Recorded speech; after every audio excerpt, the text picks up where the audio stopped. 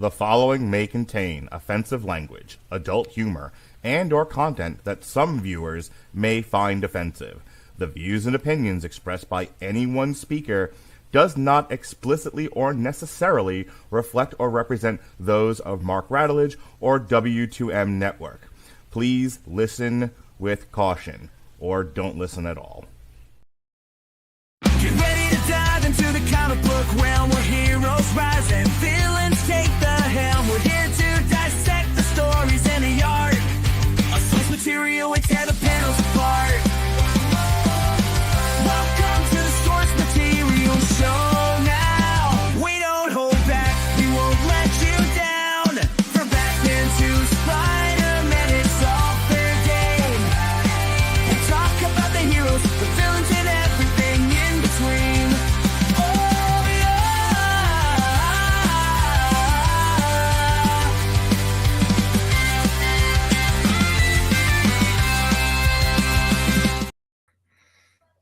Hello,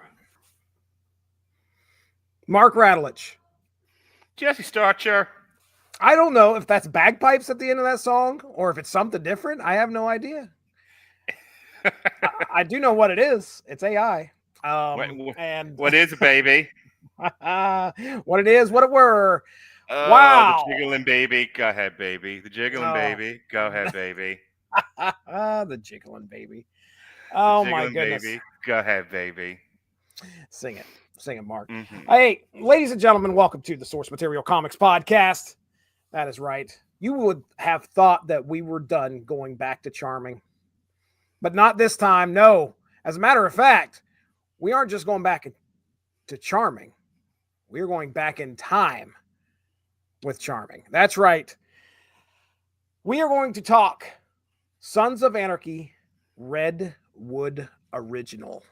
Mark Radulich, I want to know why we aren't done with Charming just yet. We are not done with Charming because I wanted to read through all the Sons of Anarchy stuff. We had done the entire series, and I thought, well, there's all these comics out there. So we did the 6 volumes that encompass the entire Sons of Anarchy comic. We wrote a little song about it because that's what me and you do. We are the Simon and Garfunkel of artificially intelligence made music. However, I noticed that there is a prequel series out there, and I was like, okay, well, I don't want to just do this all in a row. So, like, in between, we did She-Hulk, we did Batman. That's right. But here it is. This is the last of it, and then we are done. We've done everything there is to do with Sons of Anarchy without getting into the novels. And you and I don't read novels; books are for burning. Yeah, I was going to say, is there pictures involved? There's no pictures, sir. Yeah. It's one of them. It's one of them word reading books. I can get away with calling this a book club, but I'm not officially going into book club territory. I'll tell you that much. There are limits. There are limits. Yeah. So yeah, we're going to be talking volumes 1, 2, and 3. I don't even know if there's volumes here, but I can tell you 1, 2, 3, 4. Come on, baby, say you love me. 5, 6, 7 times. You gonna come do karaoke with me? We'll do that song together. Oh do yeah, a duet. Sure. Oh, that would be just, I don't know. We'd get hired by an executive on the spot. It'd be crazy. You don't have to be naked when you do it, in case you're wondering. That's good. Yeah, it was a fear of mine. Yeah, no. Karaoke, the kind that I do, is always clothing optional.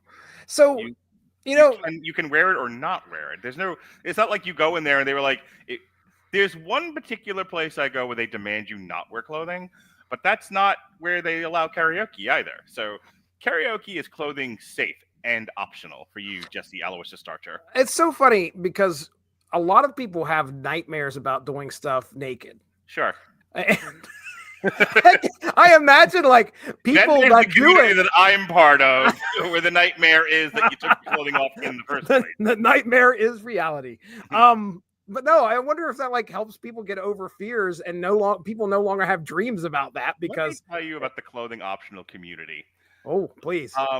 It is a community devoid of fucks. They have none. Okay. These people have they crossed give the none. Rubicon. Yeah, these people have crossed the Rubicon into the land of they no longer care about anything, Mm. and they are just trying to live out the remainder of their lives as happy as can be. They are looking for contentedness, Jesse, and That's good. contentedness is a pantsless word. No. All right then. All right then. Take back Well, control of this podcast, Jesse, or I will continue to regale you in tales of public nudity. I would rather you not. The night is only so long. The night is young. The night is young. So okay, we're hopping back into Charming here. We, like I said, I said 3 volumes. Really, we just took this and we divided it up. There's 12 issues.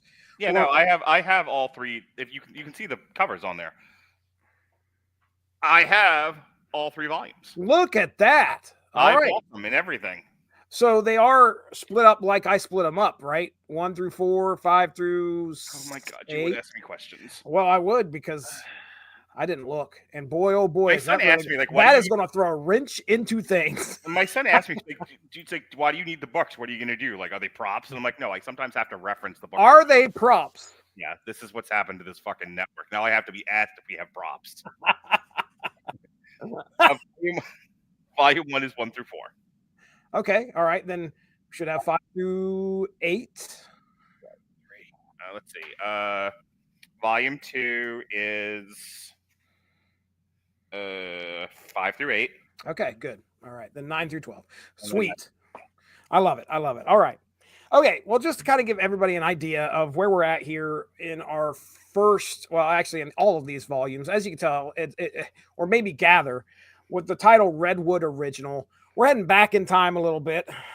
Sons of Anarchy Redwood Original comic series published by Boom Studios serves as a prequel to the acclaimed FX television series Sons of Anarchy, written by Ollie Masters and illustrated by Luca Bizzarri. And there is a change in the art, I believe, here as we go through this. Yeah, there is. It's actually really noticeable. Yeah, you could tell. Actually, I think you could, if you're looking at the visual right now, you can see up at the top, I think the last name of the second volume is Marin, and then we have Wernick in the third volume. But anyway, with oversight from series creator Kurt Sutter, the comic delves into the formative years of Jax Teller and the Sam Crow Motorcycle Club. Set a decade before the television series, Redwood Original explores 18-year-old Jax's journey as he processes grief, navigates familial tensions, and begins prospecting for the club. The series captures the raw emotionality and violent undertones of the original show while expanding on character backstories, offering fans a deeper understanding of the motivations and relationships that define Sam Crow's later conflicts. So I want to ask you, Mark, before we jump into the synopsis for these first 4, what were you kind of expecting getting into this? I mean, I had a bit of a It's not idea. what I expected. It's funny you should ask me that. It's not what I expected. I didn't realize that this was about Jax. Same here. Which I'm kind of annoyed by. Like, it's don't get me wrong. It's good. It's a good series. I think. I like the story that they told. I kind of like the insight into young Jax. Yeah. But I thought we were gonna get young Clay and young JT. Yep. That, if you're like, why did you pitch this again? Because that's what I thought this was. And honestly, had I known it was just going to be young Jax, I don't know if I would have, to be honest with you. Well, I mean, ultimately, I'm glad we did because, you know, you and I can make chicken salad out of just about anything. right. But I wish this had been. It bothers me that there was such limited imagination in terms of the lore of Sons of Anarchy, especially in a comic book. Like, this would have been prime JT material, and it's just not there. You know, this is more like, at this point, as I said, this was interesting insight into Jax, but did we need more insight into Jax? He had an entire series dedicated to him. Right. We needed something that kind of showed us what developed between him and JT and Clay. Right. And, you know, the strain on the relationship between him and Gemma. That's kind of what I was hoping for, because I want to know we can get ourselves a nice little origin story. I would have loved to have seen more JT Gemma stuff. Right. But instead, we got Jax, which, okay, all right, let's see what this story brings about here. So I'll go ahead and synopsis the first 4. I've got my notes here for what comes after. So here we go. Sit back, relax while I bring these first 4 issues into your ear holes. Here we go. The story begins with a young Jax Teller watching as Tara, the love he isn't ready to let go of, step onto a bus, disappearing behind tinted glass. Alone with only the rumble of his bike and the weight of his thoughts, Jack speeds away unknowingly toward a fight that will set the tone for the life he's stepping into. A scuffle at a gas station leaves him bloodied but victorious. Sort of. I think he gets knocked out, but he beat up the other guy pretty good beforehand. A reckless brawler proving himself in a world where strength earns respect. Meanwhile, Clay Morrow and the Sons of Anarchy make a deal with a wild card named Dan, trading guns for a duffel bag of uncut drugs. But Dan's supply comes tainted with blood and bad business. As the club parties at the Sam Crow Clubhouse, the night swirls with booze, laughter, and the whispers of looming trouble. When Clay gives Jax his first big job to intimidate a trucking company back in the line, Jax sees it as his chance to prove himself. But Clay, ever the pragmatist, watches his steps carefully. While Jax wrestles with his place in the club, an unseen storm is brewing. A lone figure in a hooded coat with an upside-down cross prowls the desert, leaving carnage in his wake. And I do not think we get a name for this guy. Meanwhile, Sheriff Unser warns Clay that Bad X is hitting Charming Street, sending kids to the hospital, and all signs point to the college dealers nearby. Clay and Tig take matters into their own hands, tracking down a local pusher for information. The club's grip on the town tightens as they send a brutal message to Uzi, the campus dealer, using a baseball bat to ensure their dominance. I think it's used on Uzi and his buddy. I can't remember his buddy's name, but anyway, meanwhile, Jax, Opie, and their friend Jonesy slip away for a moment of reckless fun, getting high at a warehouse. But Jax, caught up in the club's growing violence, lets too much slip. When Jonesy asks if the Sons kill people, Jax's fury explodes, beating him within an inch of his life and pulling a gun in a moment of paranoia. The gunshot he fires isn't at his friend, it's at the ground, but the damage is done. Jax has crossed the line, and the weight of it settles deep in his bones. As the Sons try to clean up Dan's mess, they stumble upon a brutal massacre in the desert. Bodies torn apart, blood soaking the sand. Dan barely survived, but the message is clear. Whoever he stole from wants their product back, and they don't play fair. Meanwhile, Jax's impulsiveness gets him into trouble with Clay. After his reckless attack on Jonesy, he's benched, stripped of club duties, and forced into menial labor at the warehouse. He bristles the dildo warehouse, by the way.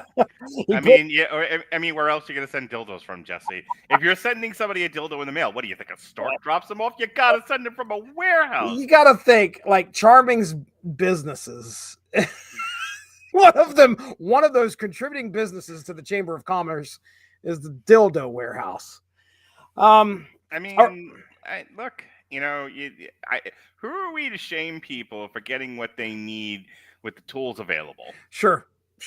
All right. Well, anyway. Okay. You have a brine a zucchini, Jesse? Brine a zucchini. You have a brine a zucchini. You have a brine a zucchini?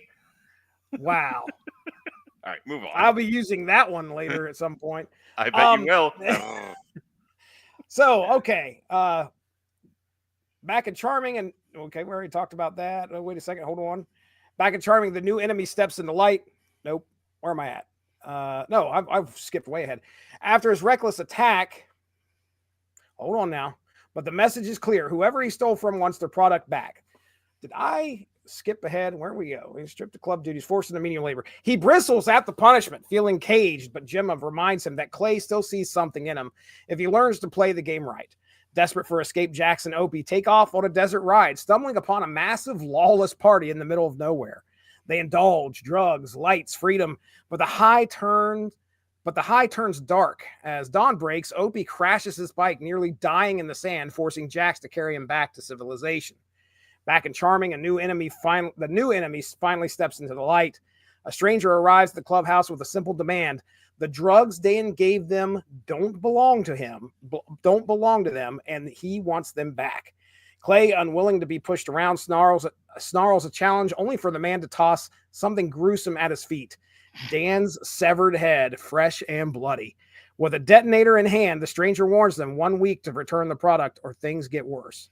Meanwhile, have we talked about how if you were to believe an average episode of Sons of Anarchy, murder is mad easy to get away with?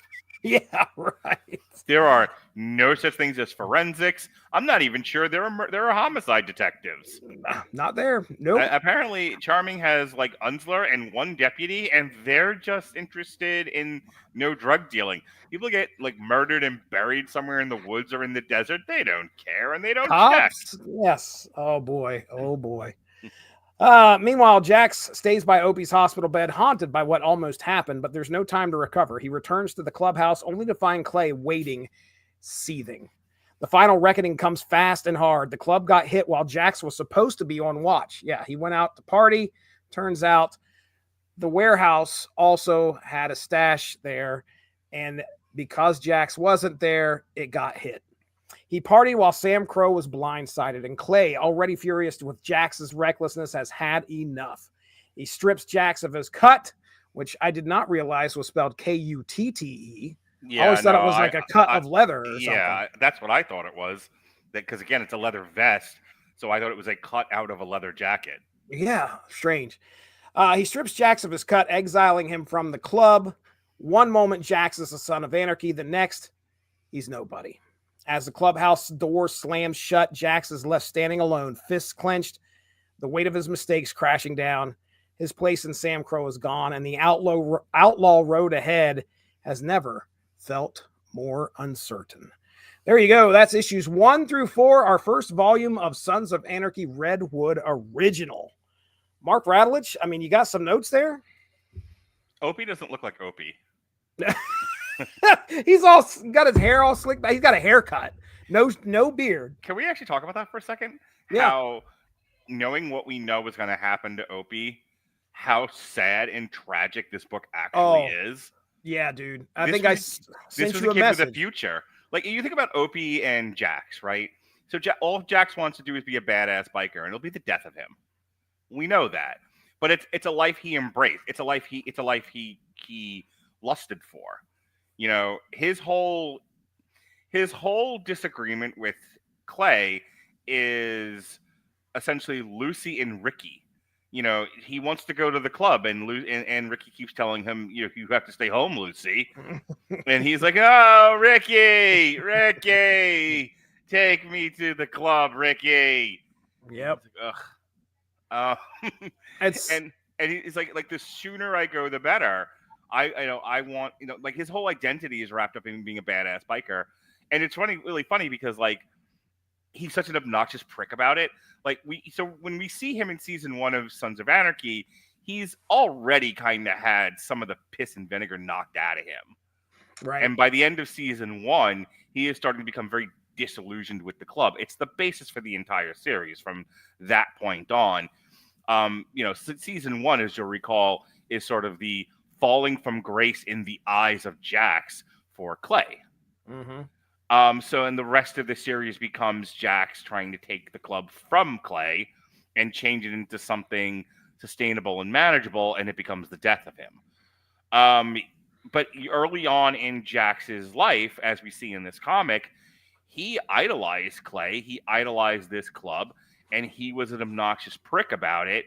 You know, there was a lot of ego involved here.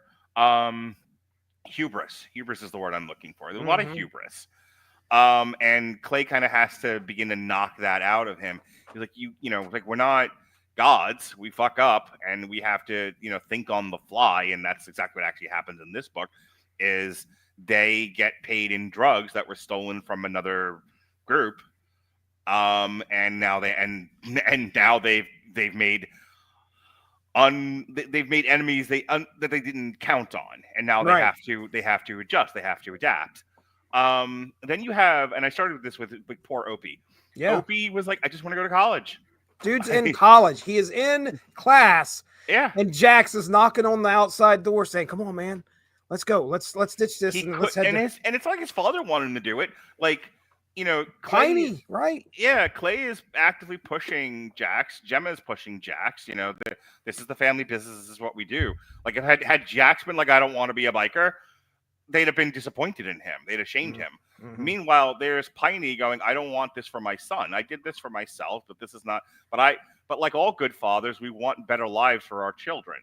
Right. And our children are impossible. And they can be. And so because he can't say no to Jax. OP is in love with Jax, and he so wants Jax's approval, and he can't say no to him for whatever the reasons are. And Jax is the devil. He's just everything that bad that happens to Opie happens because he followed Jax, or he let Jax convince him to go to Pleasure Island. Yeah. As it were. So the book for me struck tragically because I'm realizing how much better off Opie had been had he told Jax to go fuck himself. Yeah. I sent you a message and I said, poor Opie. Yeah. Because we watched what happened to him in the series, and this is just more of that pretty much, because he's even in a better situation here. Yeah. And, you could just see he's being taken off of that nothing path. but potential ahead of him. Right. One thing that just occurred to me while we were talking about this, one thing that you could definitely say about the Sons of Anarchy TV series and the comic book series we're reading right now, the one we already did read, Sons of Anarchy is about consequences. Yeah. Because of actions that you have taken, because of decisions that you have made. And there's actually in this one right here, there's going to be a couple that we talk about. In this first 4, we have an interaction between Jax and Jonesy. So Jonesy, who I don't think, as far as I know, ever showed up in the series. So this is a new character that's just really kind of, he's nobody important here in these first 4 issues, but he's just a friend of Opie and Jax's. Yeah. And Jax is, he's so nervous about being part of the club. And then he ends up saying some stuff, and Jonesy's like, do you guys actually kill people? And then Jax is this impulsive idiot and is just grabs a gun. He's a kid. He has the emotional maturity of like a 10-year-old. Right. And then he almost is going to kill this guy, and he decides not to. And of course, he's like, I couldn't do it. And you're almost like, I don't know. I'm kind of glad you couldn't, dude, for sure. Right. But I don't feel sympathy for you because you couldn't. So, I mean, I guess it's just to kind of show you that he has a heart and that he wouldn't do it. But I hate the fact that he almost did. So, I didn't feel for Jax in that moment. I felt for Jonesy. Jonesy's the guy I was like, geez, he cried. Can I tell you how this book does not help me sympathize with Jackson? Right, dude. It doesn't. If I don't know what the intention of the authors were, but by the end of this, I'm like, I'm still only rooting for Opie, and he doesn't got this, Jesse. He says he's got this, but at the end of the day, he never had it. He does not. I mean, we've touched on just about everything that I like how Piney and Clay are still kind of, this might be the start of it. I don't know, but Piney is. Can we talk about how if we ever get our drug organization going, our criminal organization, Jesse, when the offer to pay us in heroin comes up, and it inevitably will, because it comes up in The Wire, it came up here. It feels like, you make a deal with a ne'er-do-well criminal enterprise, and it's like, okay, for services or products, you will pay us money. And like a farmer, like a sheep farmer, they're just like, what about bartering? Huh? I know I agreed to pay you in American dollars backed by gold, but hear me out. What if we bartered? What if we bartered with, bloody bags of drugs? What do you think? Yeah. How about cases of heroin and cocaine? It's like, this never ends well. Jesse, I'm going to tell you right now, as you being my lieutenant of this organization, don't take the drugs. We work in cash only. We are not farmers. This is not a barter system. Their big thing, just like you said, not only is the police wanting drugs out of Charming, we remember that, this gang, the Sons of Anarchy, do not want drugs in Charming. And here they are buying the drugs, which I guess in some... I get a good aspect. They have control over it, and they can maybe take care of it and get it out of there. But that's a great word you're using, control. Clay always thinks he's got control of things. He Right. always thinks he's smarter than he really is. First of all, his head is shaped like his brain, which is a brick. It's just a large brick. And he always thinks he has more control over things. And if you notice, the pattern with him is he reaches, he overreaches, and then he ends up creating a mess that then they have to dig out of. And like Bobby and Chibs are like nagging wives every time. They're like, Yogi, I don't think it's going to work out with the drugs. Right. And he's like, no, it's fine. I'm smarter than the average bear. And they're like, but you're not. And this happens every time. You're playing with fire, bro. You're playing with fire. Can you name a single plot that worked out where Clay overreached and put the gang in a situation they just wanted to sell guns. Right. For money. Not for sheep, not for coke, not for more guns. They wanted cash, cold hard cash for the guns they got from the Irish. And Clay's like, but what about drugs? Well, what about let's change it up a little bit. Right. It won't hurt He's like, anything. But I won't let him into charming, and we'll let Deputy Dog over here make sure that doesn't happen. And it's like, you can't control. This is my point.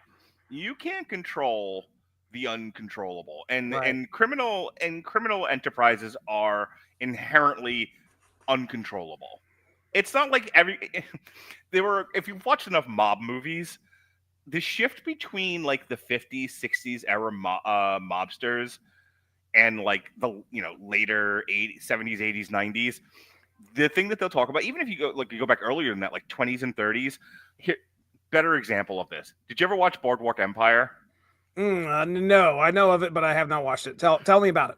By the end of Boardwalk Empire takes place in the era of Prohibition. And by the end of it, they are lamenting the loss of code. Like like honor? Yeah. Oh, geez. Like there were gentlemen's agreements between like Chalky White and Steve Buscemi's character and like the Jew gangster character, and like they'd all kind of operated within a certain code. It was like, hey, if we all follow these rules and stay in each other's territories and work the way that we've all agreed to, a rising tide lifts all ships. We're all going to make money. By the end of it, McMahon shows up. Yeah, essentially. By the end of Boardwalk Empire, the youth have taken over, and it's just all out war. Oh, and they God. And those who are left, the old heads who are left standing, lament the days of yore, old. Yep. The days of yore when men had a code. Man, always have a code, Jesse. Always. And no one's following it anymore. And that's the thing. Is I was actually thinking about also the bike riders. And they talk about the biker gang having a code that they went by, and by the end of it, the guys coming up were so hungry for power and were so less honorable than the men before them that the whole thing just falls apart, and it becomes more violent as time goes on. And that just seems to be the lesson in all of this, is that Clay never learns, and his ultimate demise, if you go back to the show, is no matter how many times he thinks he can outsmart various criminal enterprises and come out ahead, it only ends with him hurting everyone around him and making the club far worse off than it was. And like Bobby and Chibs know that, and there's nothing they can do to stop him. Right. I mean, Tig will do whatever Clay says. Yep. He's loyal. And everything I'm talking about is in these books, because the entire time this is happening, Chibs and Bobby are like, please don't do this. What part of Guns for Money are you not getting? Right. And Clay's like, shut up. You're all pansy, liberal, tree-hugging pantywaist, and I'm smarter than everybody, and my head's shaped like a wall, And even Gemma's just like, are you sure you want to do this? And he's like, shut up, whore. What's wrong with him? But this is exactly what JT didn't want to see happen. Yeah. It's what got him killed in the first place. Right. Yeah. That's a story that's got to be told soon. I wish it had been told in this one. Redwood original, JT. All right. All right. My other couple notes here. I wanted to point out the one part where Tig is sitting on the couch with a bag of ice on his crotch, and he goes, there's no explanation needed. Like Clay looks at him, and he doesn't. Tig doesn't want to talk about it. It's not explored in any in the book, but it's a great bit. It's Tig for sure.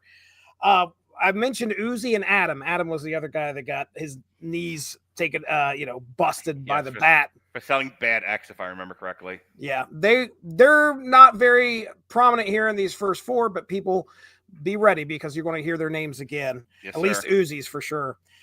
And I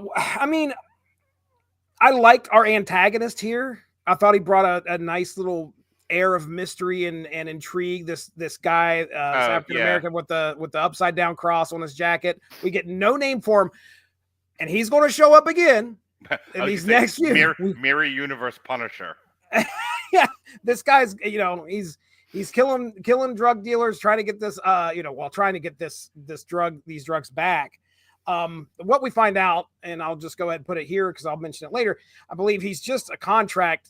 I don't want to say hitman, but he's more like a contract guy. It's somebody that they can get to go get. He's a fixer. There you go. He's a fixer. His job is to go get shit done.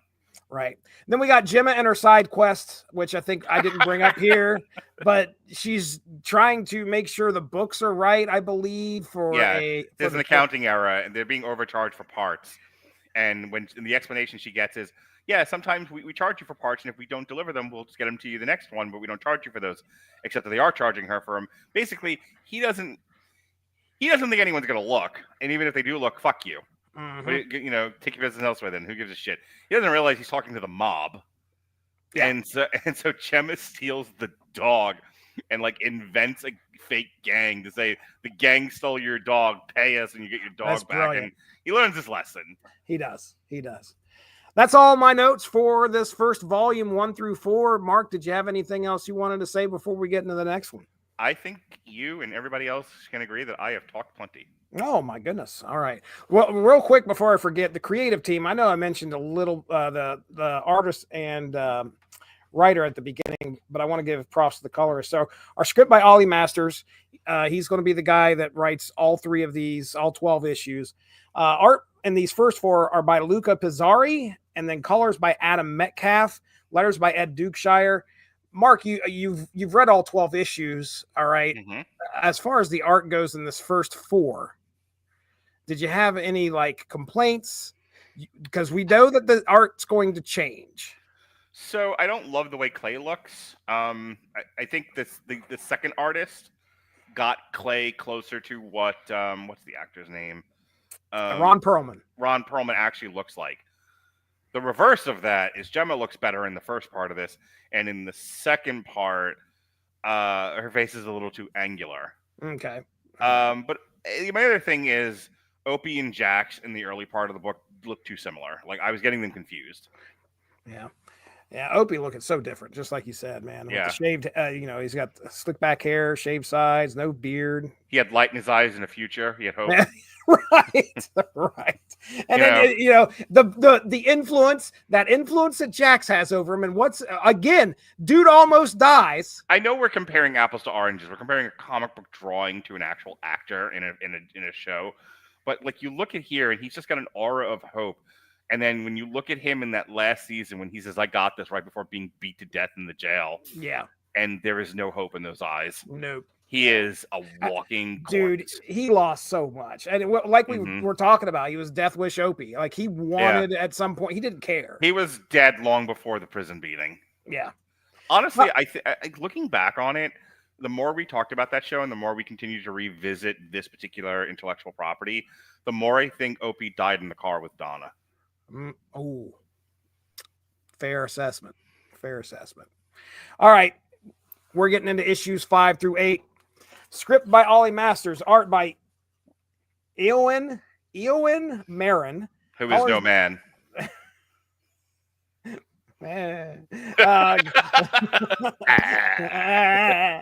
Colors by Adam Metcalf, and letters by Ed Dukeshire. Before I forget, there was a moment over the weekend where I was searching for the it's a living, and that that whole bit that we did. Hey, it's a living. So over the weekend, I forgot that with Suno, you can take and upload noises and taps and also if you made a beat. Yeah. I also did something where I had my kids sing, and then I had Suno jump off. They basically riff off of the beat or whatever is said, and it includes your words in the song sometimes. Oh, really?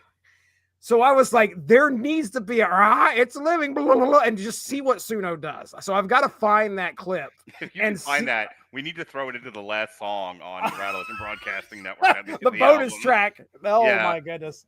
All right. So it'd be the gag reel bonus track. Yeah. Okay, issues 5 through 8. Let me get into our I would just throw out some things that I found out about the series before I jump into the synopsis. So Kurt Sutter's involvement ensured that Redwood Original remained faithful to the television series lore, although not faithful to what we wanted. However, Ollie Masters collaborated closely with Sutter, submitting scripts and character designs for approval to maintain consistency with established canon. This collaboration extended to characters' nuances such as Jim's manipulative charm and Clay's authoritarian demeanor, ensuring their younger depictions align with their television counterparts. Sutter's oversight lent the Sutter's oversight lent the comic a sense of authenticity, bridging gaps in the Sam Crow timeline without contradicting existing narratives. I will say that there isn't much in these 3 volumes that really stands out to me, and like a mischaracterization or something weird that happens in the timeline. So I'm okay with that. It's not too hard, I'm sure, to tell like a prequel, but still, you definitely want to put some stuff out there. You'd be like, you don't want to see stuff where Jax would do something completely out of line or whatever. Redwood Original complements Boom Studios' earlier Sons of Anarchy comics, which explore storylines concurrent with the television series. By focusing on a prequel narrative, the comic franchise deepens the mythology of Sam Crow, offering fans new insights into character motivations, and historical events referenced in the show. For instance, the comic's depiction of Jax's early clashes with Kay foreshadows their eventual rivalry, while Opie's ambivalence toward the club hints at his later struggles with loyalty. All right. Synopsis for 5 through 8. Jax Teller, he's drifting. Exiled from Sam Crow, weighed down by his father's legacy and his own reckless mistakes, he spends his days drowning in liquor and regrets. But the world isn't waiting for him to figure himself out. Don't forget the dildos. And dildos. Could you imagine? I'm drowning in dildos. That's this drunk, poor guy. But the world. I need to feel something. But the world isn't waiting for him to figure himself out. The club is under fire, and a ghost without a club tie is making moves against them. Clay, desperate to keep control, scrambles to offload the drugs that have put them in danger, striking a tense deal with Leroy Wayne of the 19ers. But Leroy smells desperation and turns the screws, leaving Clay fuming. Meanwhile, Jax, drunken, defiant, stumbles onto a new mystery, the identity of the freelancer gunning for Sam Crow. Determined to prove himself, he takes matters into his own hands, tracking down the enforcer and launching a brutal attack. But the man is no easy prey, and Jax barely escapes with his life. As he staggers from the scene, he knows one thing: he's going to finish what he started. While Jax wages his own war, the Sons come under siege. That same man opens fire with a sniper rifle on Clay and his crew, pinning them down inside a fast food joint. The attack is coordinated, precise. Whoever this guy is, he is not just some hired thug. In the chaos, Clay fights his way out, but the ambush leaves them rattled. Back at the clubhouse, Jax finally returns, beaten but determined, and lays a duffel bag of stolen guns on the table, proof that he's still a son at heart. Clay, initially ready to shut him down again, sees something different this time. Jax tracked down their enemy, bled for the club, and risked everything to fix his mistakes. Begrudgingly, Clay gives him another shot, offering him his prospect cut back. But Jax has one condition: Opie prospects with him. Clay agrees, knowing it'll be a fight to get Piney on board, but for now, the club is whole again. With a fragile peace settling over Sam Crow, Clay sets up his final play. In a move of ruthless strategy, he orchestrates a way to sell the drugs to the 19ers, then leaks the location to their enemy, allowing them to steal the product back. The enforcer gets what he wants. Sam Crow saves face, and Clay closes the book on this nightmare without ever looking weak.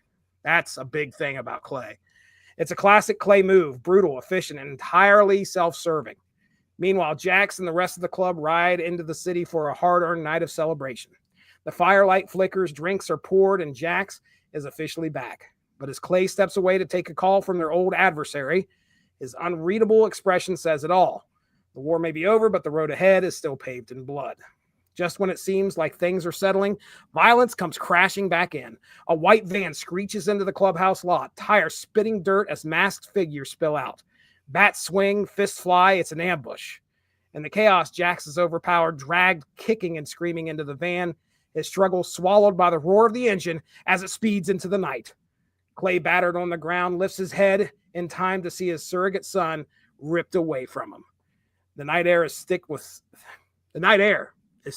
stunned silence, but everyone knows Jax Teller's fight is far from over. There we go. That is a synopsis for the ages of 5 through 8.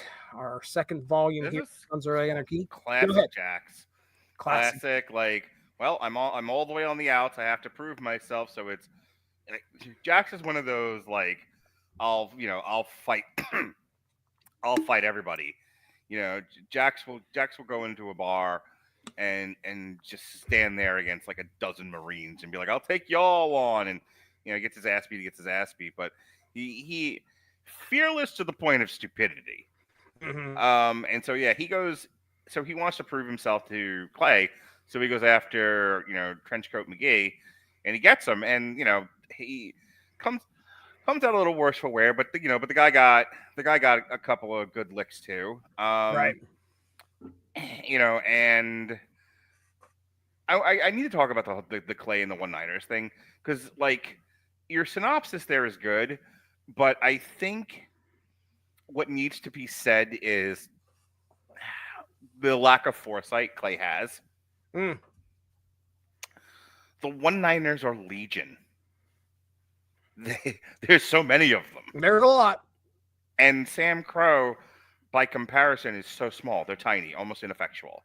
Mm. The reason why they kind of just stick to guns and they stick to charming is it's a small little island that they can defend. If Sam Crow actually decided they were going to expand into like Oakland or whatever, and take on the one-liners, they'd be dead. Yeah. There's like 20 one-liners to every one Sam Crow guy. And here's the thing, it was, if you'll remember from the series, Bobby saying to Jax, like, we exist because we have tenuous partnerships with different organizations. When you start shifting the balance, you put those relationships at risk. Everyone else is going to survive this. Mm-hmm. Sam Crow is going to get crushed. We are small players in a very large and cutthroat world. Right. And Clay never acknowledges that. Right. Clay always thinks that Sam Crow's bite is bigger than it actually is, bigger than its bark. Right. And so when he's sitting there and he's like, let me set up the one-liners to get blown away by this other group so that we can get away with having sold the drugs and get the drugs back to their rightful owner, and it'll just cost us some one-liners, who cares? It's like, you don't think the one-liners are going to figure that out and come at you with their legions? Are you nuts? And the answer is yes.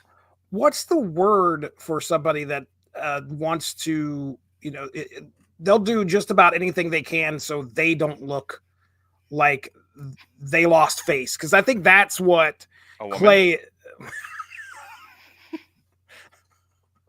Last time, I expect you to inject some professional actual commentary here, because I know what you do for a living.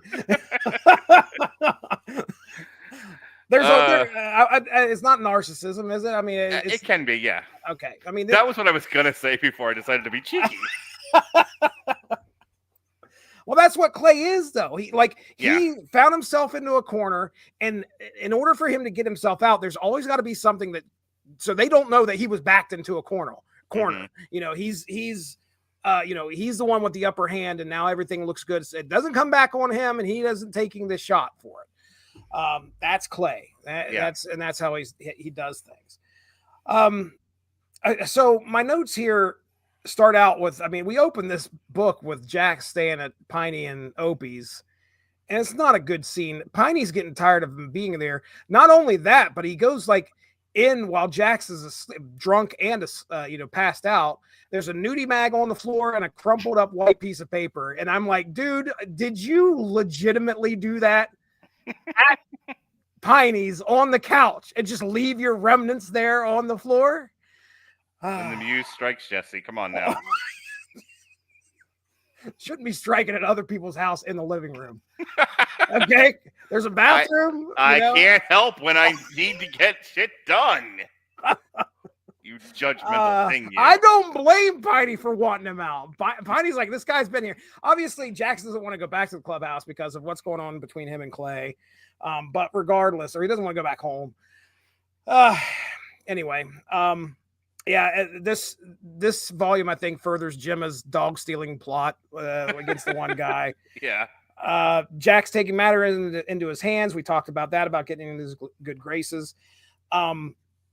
There is issue 6. Okay, so did you notice how like the dialogue took a backseat to the action in this volume? Like I think it was issue 6 where we get no words.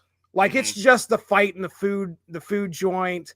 It starts here and it continues where we just get issue of just action. It's just drawn. We don't have a whole lot of dialogue. I was mentioning to my girlfriend earlier, this was a much easier read than She-Hulk. Like She-Hulk, I started this at like 7 a.m, and I think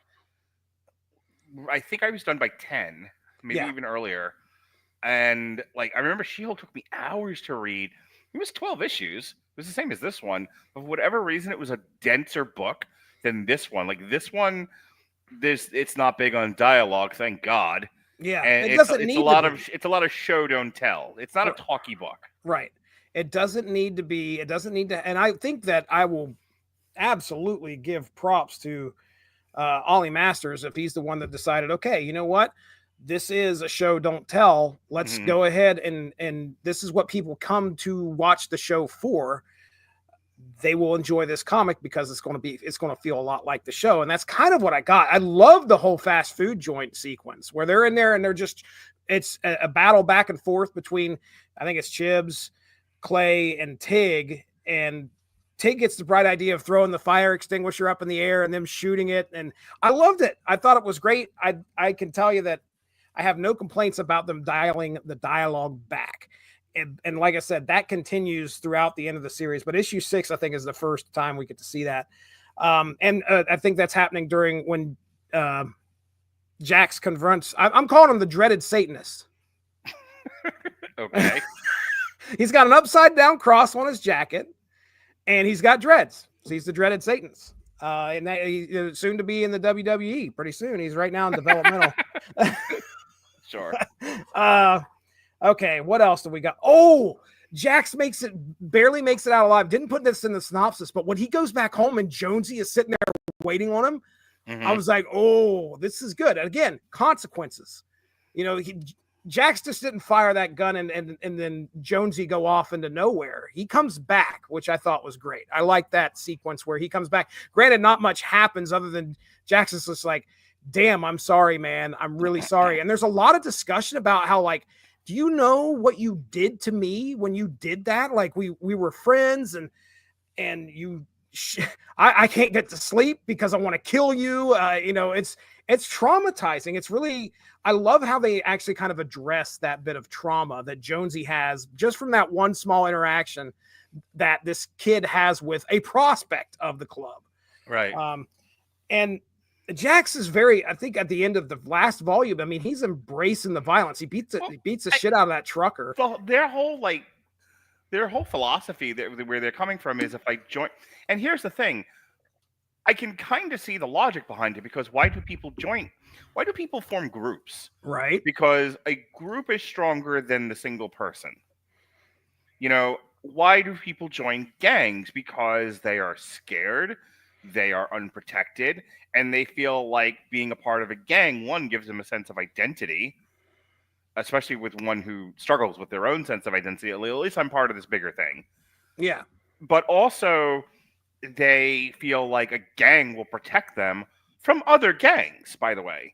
You know, from whether it's the cops or other criminal organizations or whatever. So then the next step in the evolution of that thinking is, well, if I'm a part of this gang and this gang will always protect me, then there are no consequences for my behavior and I can act like an idiot. I talk about this all the time. Like, consequential thinking is what dictates your behavior. If you understand that whatever it is you're going to do will end in a consequence, then you have to measure whether or not you can accept that consequence, if you can absorb it, or if you want to avoid it altogether, and that'll dictate your behavior. And when you don't feel like there are any consequences to what you're doing, you're going to do all kinds of crazy shit.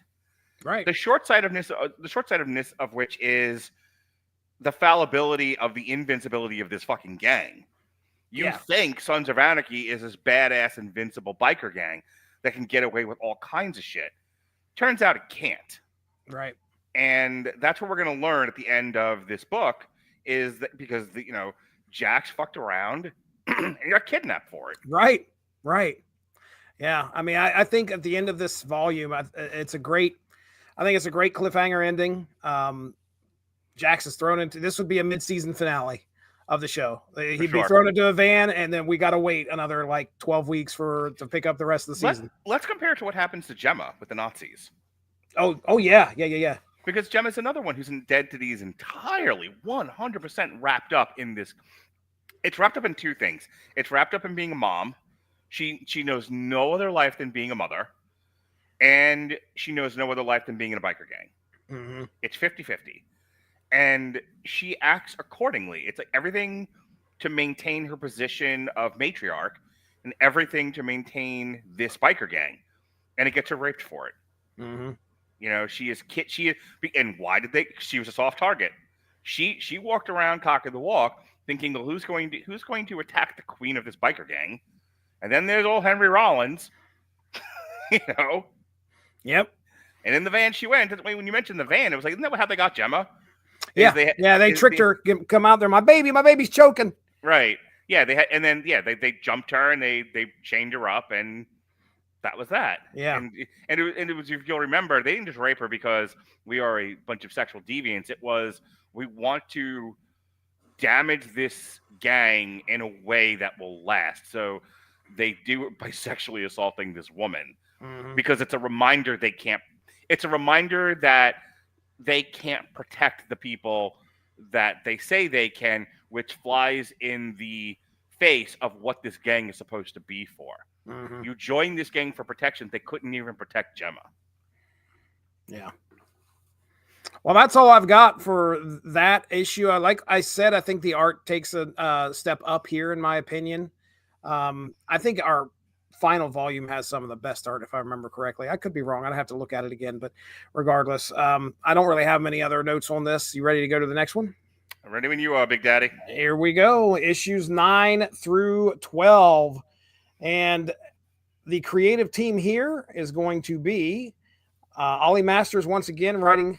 We've got art by Lucas Wernick, colors by Joanna Lufuente, and letters by Ed Dukeshire. Our synopsis goes as so. To close things out here for the third volume of Sons of Anarchy Redwood Original. The night is shattered by a mother's scream. Jax Teller is gone. Ripped away in the chaos of an ambush, Clay, bloodied and dazed, staggers to his feet, the ringing in his ears drowning out the panicked voices around him.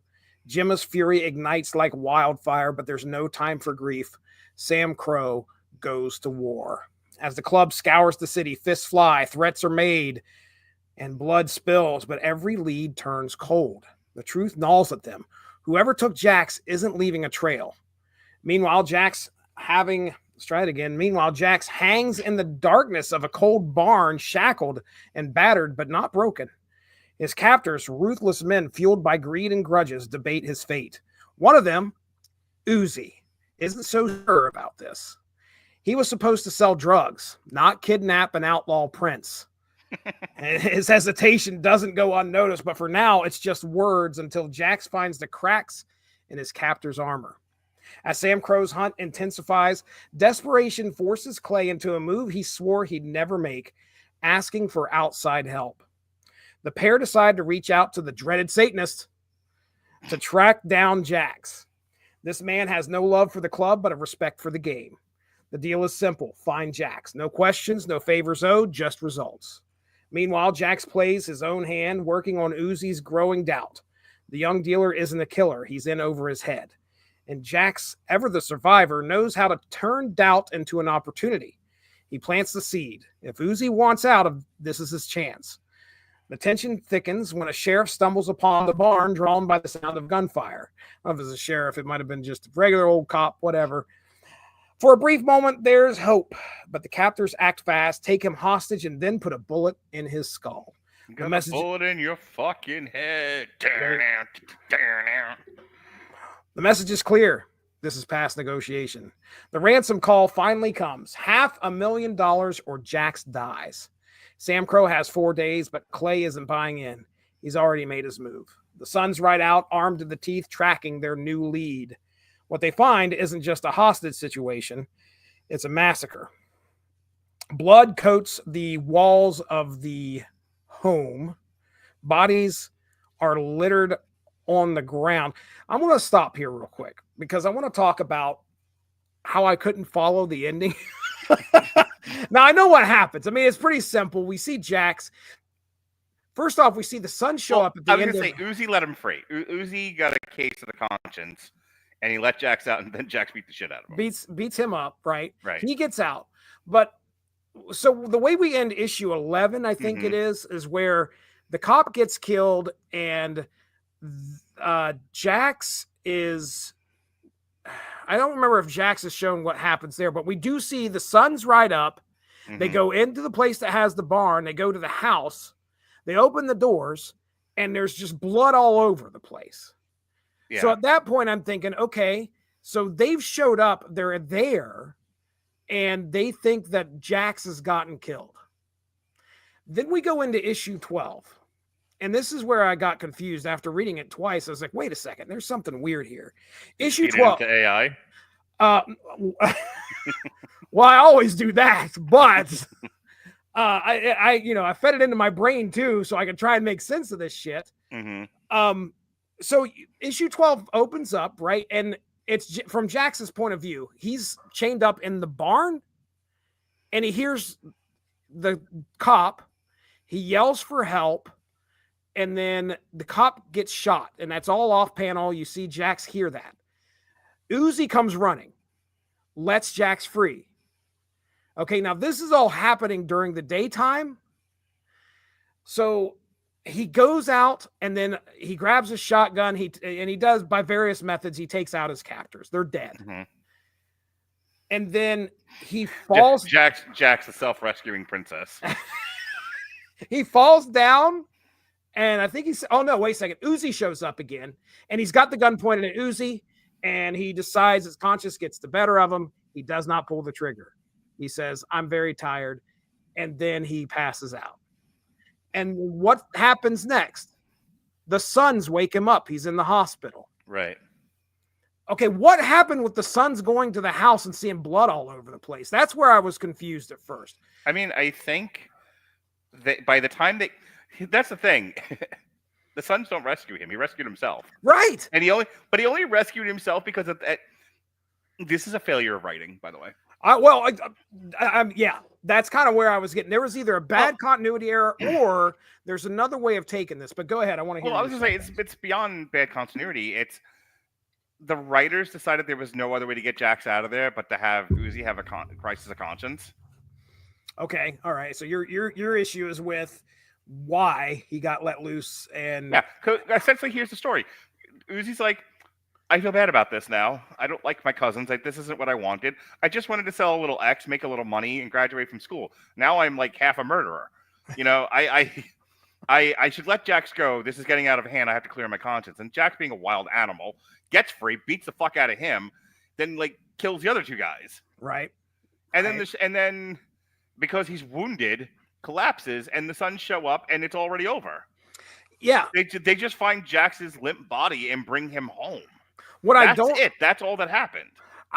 Yeah. And you're right. It was that final issue was, number one, when you look at it as far as trying to follow continuity, it's tough because you see the Sons roll up on the house, go into the house, it's covered in blood, and you're thinking Jax is dead.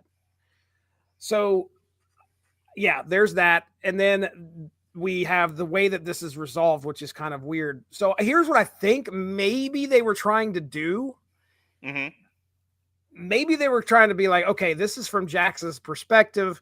He goes out, he passes out, and then the Sons find him. What we needed was a panel of those guys, of the Sons walking out of the house and going, oh, he's over here. And they all run over there and pick him up. It didn't make sense for them to go to the house.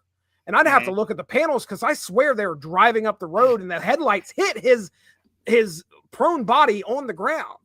Mm-hmm. I swear that's what happened. So I don't know when they got to the house and why they even walked in there in the first place if they saw his ass out in the front yard. So that's where I was like, this is all messed up. Aside from the writing, I think continuity-wise, you're telling a story at the end of issue 11 that doesn't even happen in issue 12.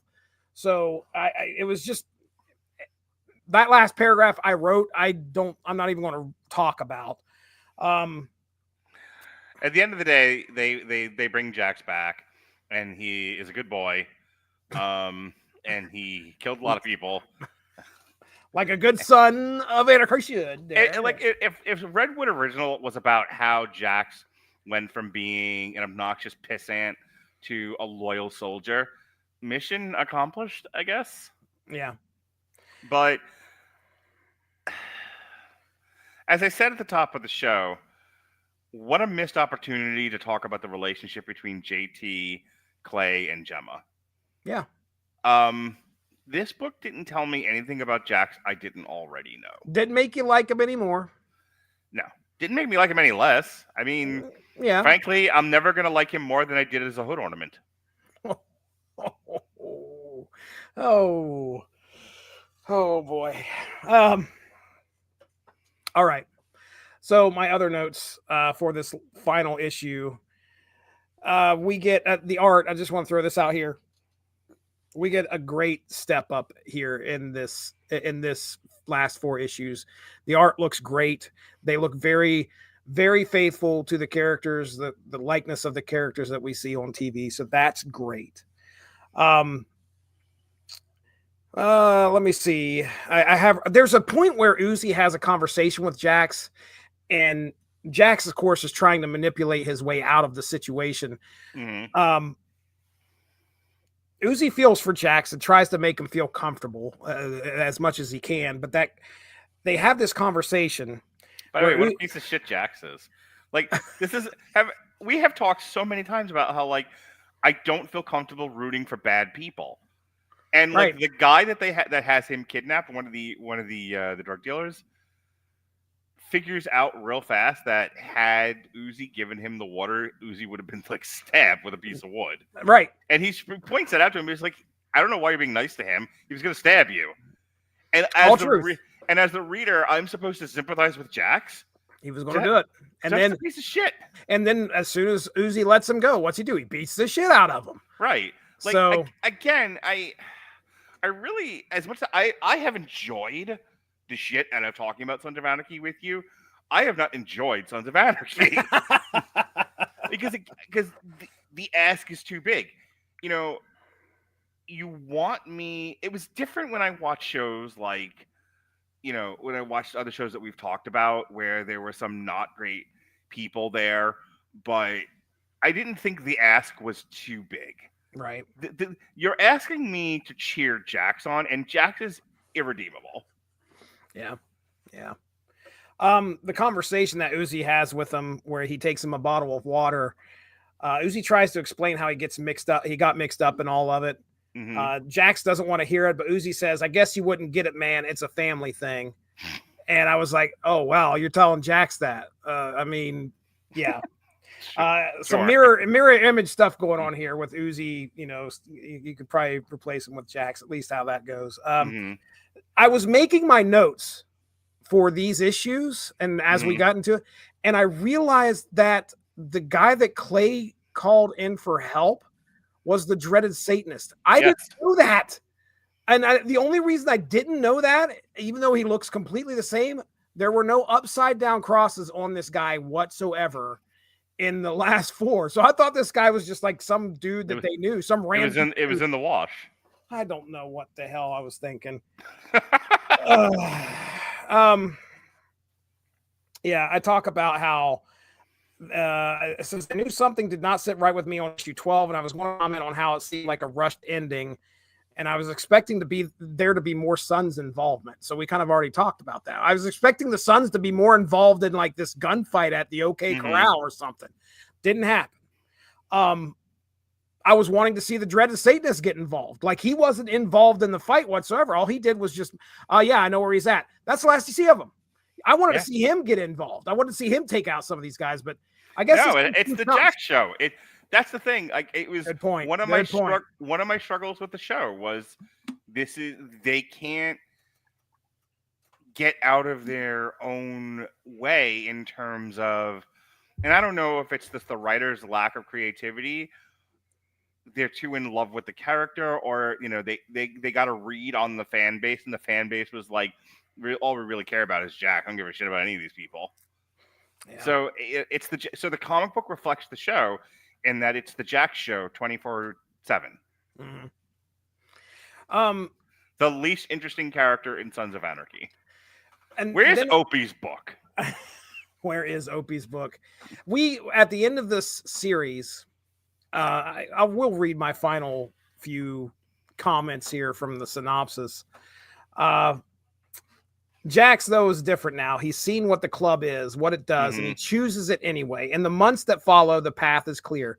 There is no college, no escape, only the open road ahead. Opie, once hesitant, makes his choice too. And as Jax steps into a dimly lit meeting room, his club brothers waiting, Chibs asks him the question that has loomed over him for so long. You ready, Jax? Jax doesn't hesitate. My whole life. The door closes.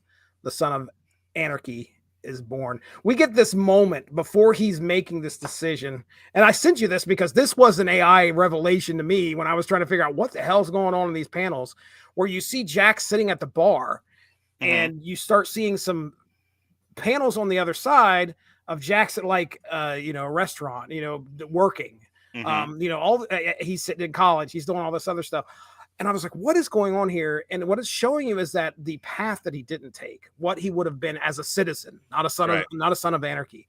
So you get this moment where you very well could see this guy could have been a stand-up, possibly a stand-up citizen, somebody contributing to society had he not gone into this outlaw club. And then he's like, nope, I'm ready.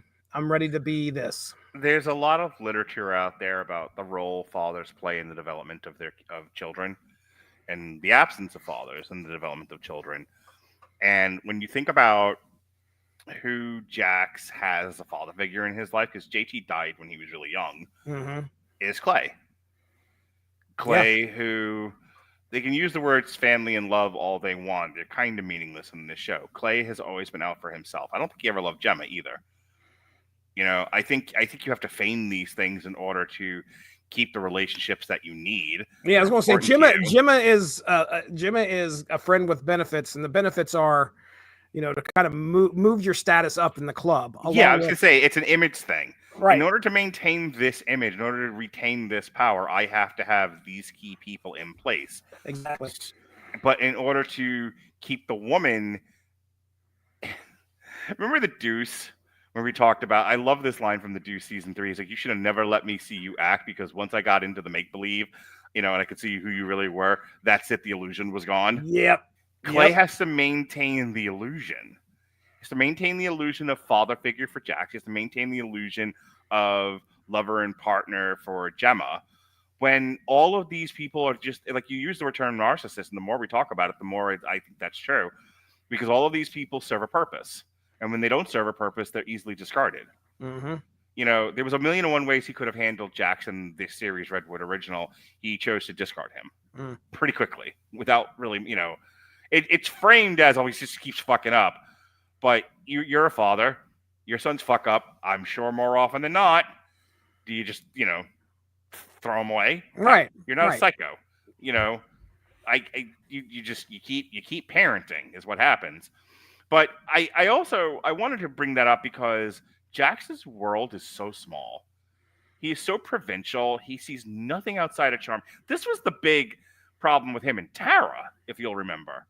Tara was like, can we just go? Yeah, let's leave. The Let's get out of world- here. The world is humongous. Let's get away And- from this cancer, from this town. We can go anywhere. We don't have to be we don't have to be in Charming.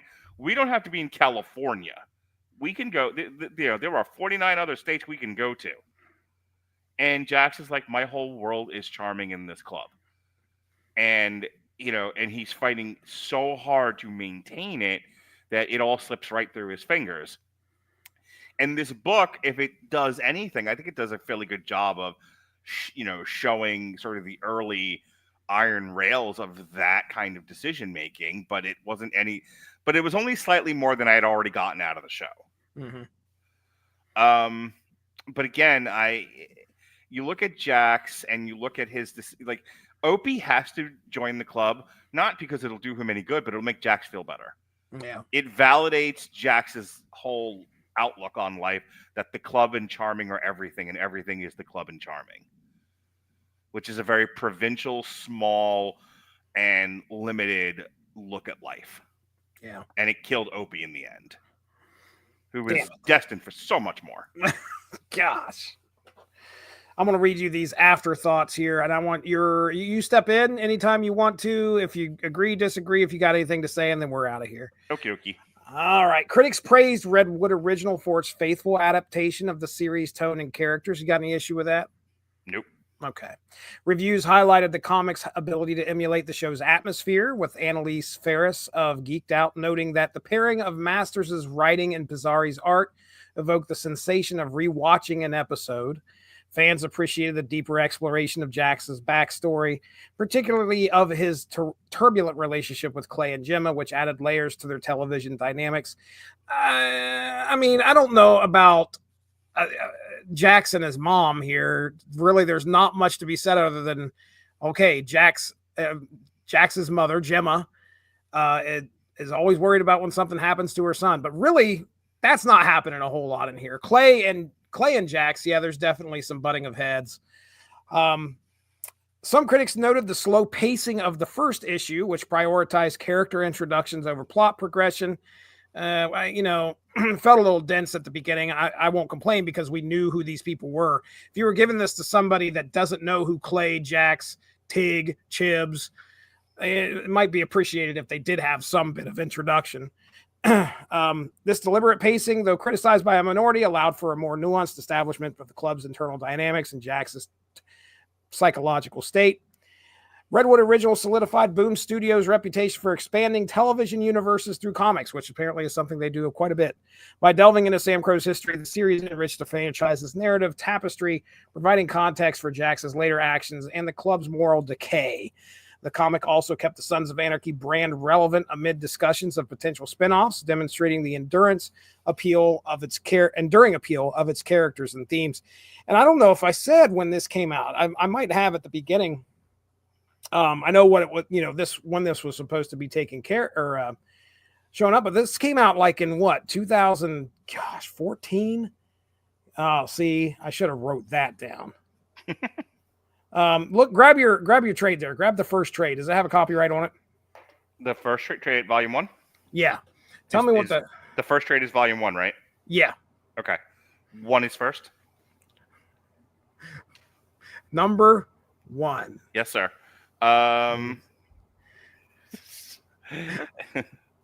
Volume 1, which is also the first, July 2017. Okay. All right. So we're 3 years after the series. All right. Okay. Anyway, there's the final thoughts. Some other outside opinions. Anything else, Mark, before we wrap this up? No, I'm not unhappy we did this. I'm glad it's over. Yeah. There's other things I'd like to talk to you about. I think that like this crazy Oklahoma fucking Milwaukee game. Jesus Christ. What's going on? 53-41 at the half. Oh my goodness. Throw that into the algorithm. OKC is like the second first or second best team in the West, and they're one of the 4 best teams in the entire NBA. And they're beating the Bucks, but they're both underscoring. They took 24 and 29 Thunder in the first and second quarters, 26 and 15. Wow. Wowzers. Boy, I'm not a betting man anymore. But, if I was, like, and then the fucking lines on this are so crazy. Like the minimum over under is 208. If you Wow. double that score, they only get. They're gonna half of that. I was gonna say that it's like the final score is projected to be 180, 181, somewhere in there. If you double what they have now, double it now, right? Yeah, which is about typical. I've been sort of measuring it all night, just kind of playing with numbers, and it's all a math game. It's all in the game, Jesse. Oh, it's all in the game. It's all in the game. Anyway, in the game. You asked me a question about the podcast we're actually doing, not the one I'd rather be doing. Do you want to do a betting podcast? No. Oh, man. What I want is a lot of money. Podcasting is not doing that. No, betting not, can. No, I'm happy we did this. I'm glad that we're moving on to other stuff now. We've done all the Sons of Anarchy there is to do.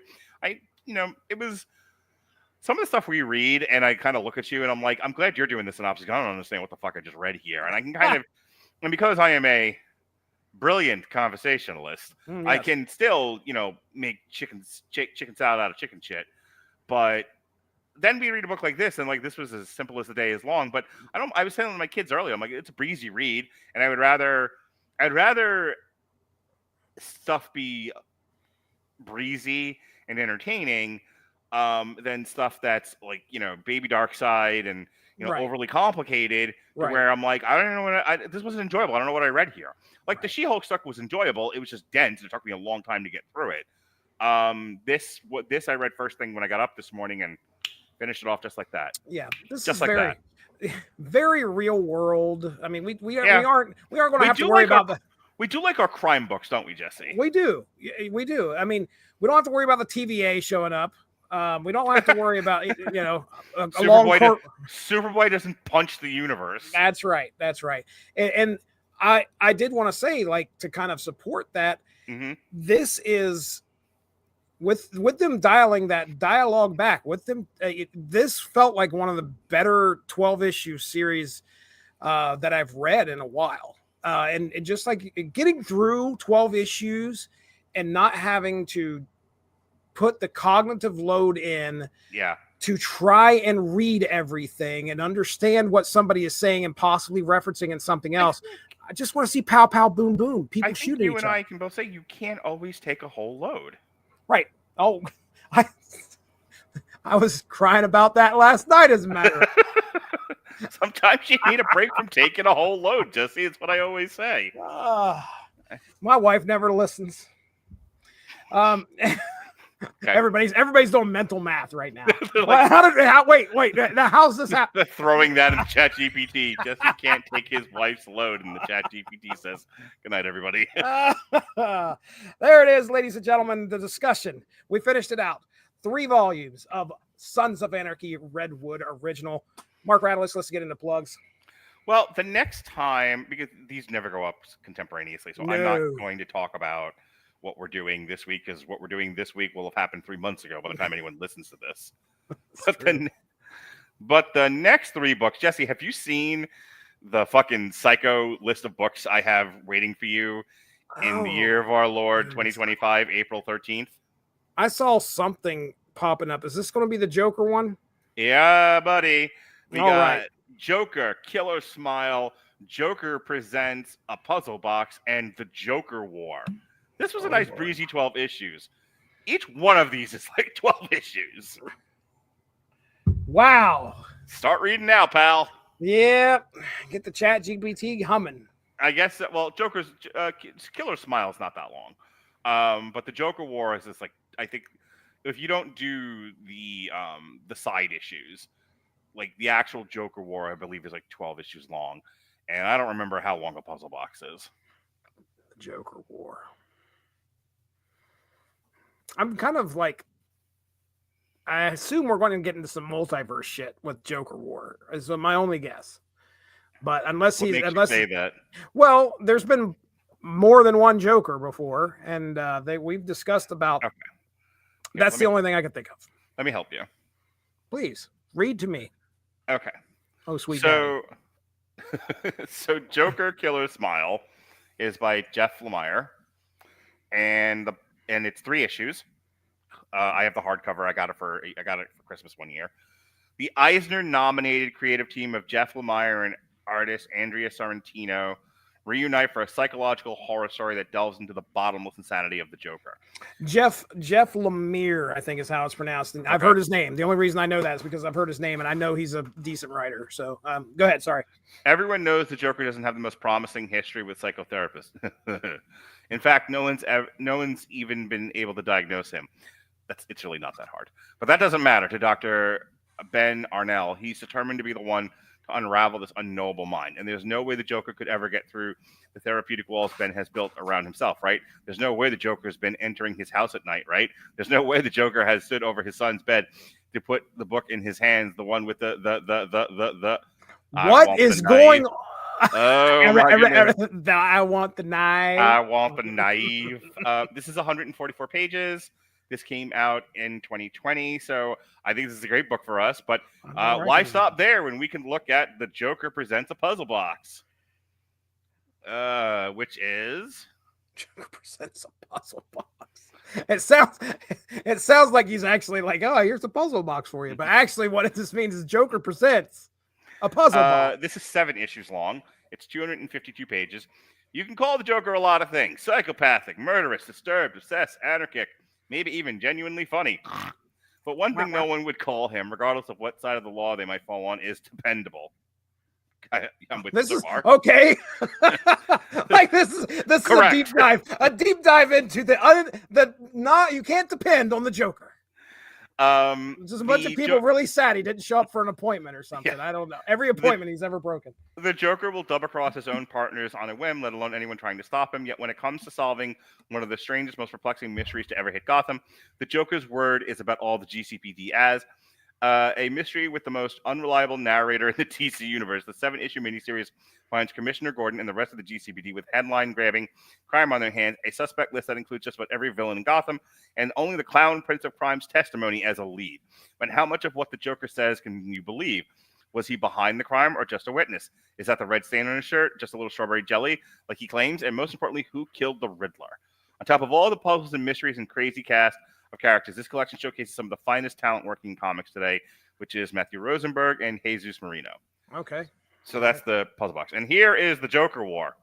Oh, boy. I've been waiting for this one. Okay. The Joker War. The Joker War Saga, I should say. Well, it's a fucking saga. This was written by Ivy Tinian, James Tinian the Fourth. James Tinian the Fourth. We've discussed. He did Saga, I believe. Okay. Anyway, go ahead. So this is 336 pages. Came out in 2022. Can't tell who the artist is on this. Enter the Joker's war zone. Gotham City is a battleground as the Joker takes his war against the Dark Knight to the streets, using Bruce Wayne's own fortune to mount a fully armed attack against Batman and his allies. Read the full epic here, featuring the long-anticipated confrontation between Harley Quinn and the Joker's new girlfriend, Punchline. Okie dokie.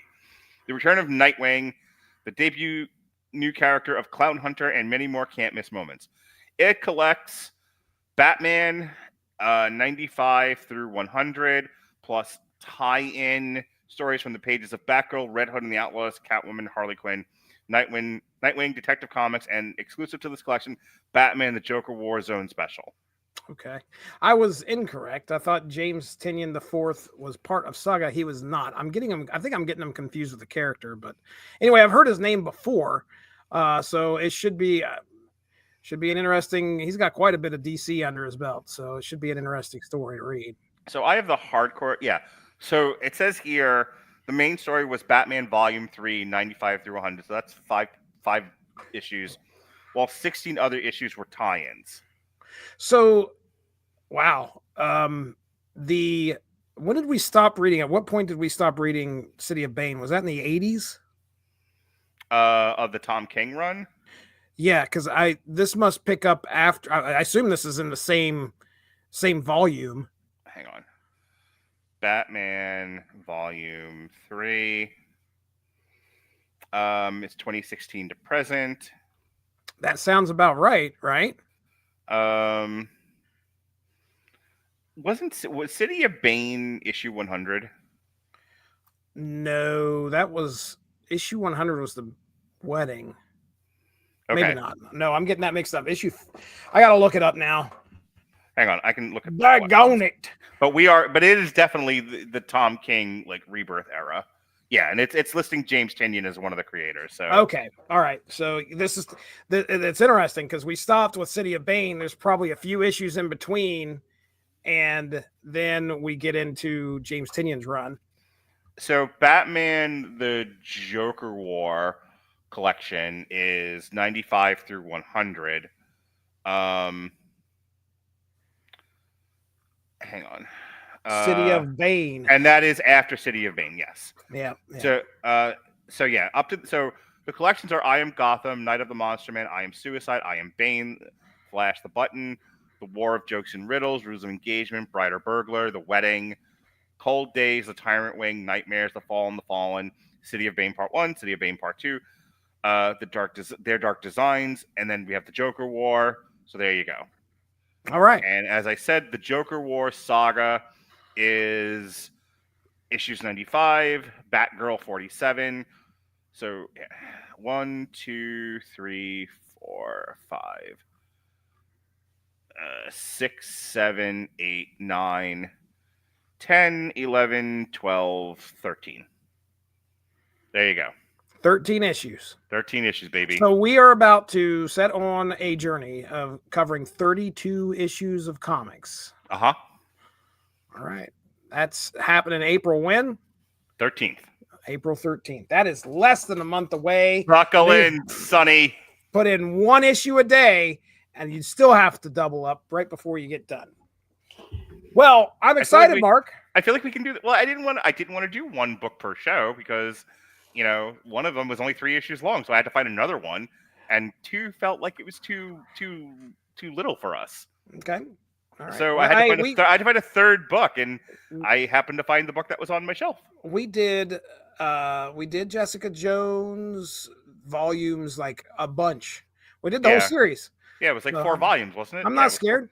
It was what do you call it? Not Atlas. Alias. Alias. Yes. And that was 4 volumes, so that had to be 4 or 5 issues per volume. It's close. I think it was. We ended at issue 25. I think so. This will be. It will be the crowning achievement of doing one session of 32 issues. Granted, it's going to be 3 issues. What's the source material record for?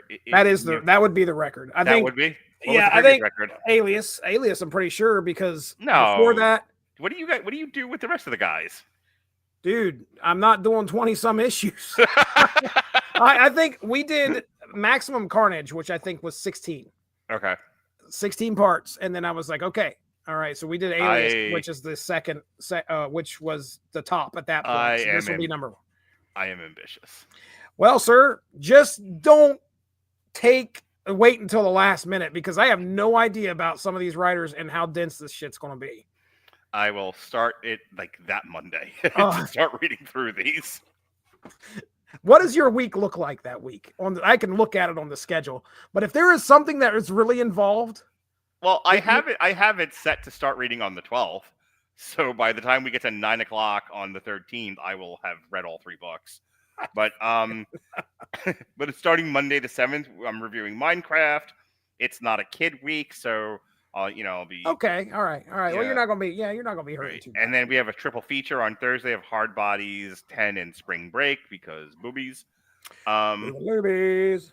I have a date with my girlfriend on Friday the 11th, and then I have a comic strip. We're doing a history of violence, which I was supposed to do with Chris Bailey, but he's impossible. So I'm doing it with Evan. I'm doing it with Evan Bevins. Evan Bevins, A History of Violence, which I want to watch that movie at some point. So you should come on the comic strip. I've got 32 issues of fucking shit to read. Yeah, I have 32 plus 1 now because I gotta get that read too. You gotta watch. Yeah, you gotta read that. I may have timed this poorly. You gotta watch the movie and read the book, and then we'll talk about. Speaking of taking a too large of a load. Oh yes, indeed. All right. So that's the next time Jesse and I are going to get together to talk comic books is the middle of April. You heard it. Joker Killer Smile, Joker Presents a Puzzle Box, and the Joker War Saga. In the meantime, I am at Mark Radulich on TikTok. You can find all of our podcasts on W2M Network on YouTube, W2M Network on Twitch. I don't update the landing page anymore, but I've just given up. However, so for those of you who like to see pretty faces, like this one here and that one there, it's right here on YouTube. Clips of these shows are on my TikTok at Mark Radulich on TikTok. We also broadcast on Instagram. I am MarkHine76 on Instagram. For those of you who like the Instagram, Jesse Starcher. Instagram. But for those of you who remember when podcasts used to be an audio medium, it's at Mark Radulich or the Radulich and Broadcasting Network on Apple Podcasts and Spotify and wherever you put podcast in your ear holes. I'm done talking now. He is done talking now. I have a basketball game to watch. Yes, he does. The Oklahoma Thunder. Right? Is that what it is? Uh-huh. Yeah. Versus the Milwaukee Bucks. We're not wearing the trademark green tonight. They're wearing like weird blue. I hope you put that in the algorithm. I have already put it in the algorithm, Jesse. You did not put the fucking jerseys in there. Oh, Come on. Did I put the jerseys in there? No, I did not. I did not put in there. No, as a matter of fact, funny you should mention that. Because for all this time I've been like, here are the teams. Pick the best bet with these teams, and it goes huggity loogity biggity and voila, a la peanut butter jelly sandwiches. And I go, okay, $20 on sandwiches, and it says tacos, and I'm like, what the fuck? Mm-hmm. And then the thing says, well, we'll try again tomorrow. And it's like, is like my ex-wife running this thing? Like is it purposely lying to me? Well, there are some theories. So I have, yes, I've read about the lying AI theory. Mm-hmm. So I said, okay, no more telling you who the teams are. Just do this strictly. I said, with the information I've given you, develop an equation. And then I will give you the numbers to plug into the equation, and you will give me numbers. And I will decide what to do with these numbers. I'm not telling you what these teams are anymore, you lying Don't give them names. Don't, yes. Team 1, AI, Team 2. AI is Portuguese for lying sack of shit. That's what it is. Them dirty Portuguese. And I can say that now because Robert isn't here to correct me. Oh my goodness! And yell at me and make me feel bad about myself. It's just the whole internet. That's all. No, it's just you, Jesse, and you tolerate my mild isms. It's just me. It's just you. Send help now, folks. So. Yeah, hey, ladies and gentlemen, general plugs here. Go check out the Source Material Comics podcast on the YouTube. Should be able to punch that in. Hey, I got a website. I've got a YouTube channel strictly dedicated to getting you all the podcast content that we put out here. We've got this show, which is a discussion about comics of any era, anything we can get into and discuss. It's a fun time. We got the Unspoken Issues podcast where we focus on 90s comics. And then myself and Evan Bevins get together once a month and we drop Snap Material, which is a discussion about the Marvel mobile card game, Marvel Snap. So if you get a chance, check that out. Tell the people what you do during Marvel Snap, Jesse, with the Evan Bevins. I play a video game on my phone. Good Christian Evan Bevins. Good to his mother, from what I understand. No, wait a second. Some language. Also good to his mother. I have no doubts about that. Yes, very good. He warns her accordingly of the some language, but tell the people about the mild nudity involved. No, I don't know what universe you live in. What fantasy VR YouTube thing you get into, I don't know, but it is not me on your screen that is nude, Mark Radulich. Oh, you don't play Strip Snap? I do not play every time Strip one of Snap. you loses a round of Marvel Snap, you have to lose a piece of clothing? Could you imagine, like, the amount of likes we would get if I took my shirt off right now? There has been talk of a Radulich and Broadcasting Network OnlyFans, and I feel like that would be a feature. Oh boy! Come watch on our OnlyFans page. Jesse Starcher and Good to His Mother, some language Christian boy Evan Bevins plays Strip Snap. The one OnlyFans show that the Radulich and Broadcasting Network has is me and him playing Strip Snap. Come one, come nobody. come one, take too big of a load. We're getting out of here. That's Mark Radulich. I'm Jesse Starcher. Thanks for joining us. I'm a silly goose. He is. We're out of here. Have a good one. Bye-bye. Silly goose. Oh, fuck. I should probably hit the button. Hit the button.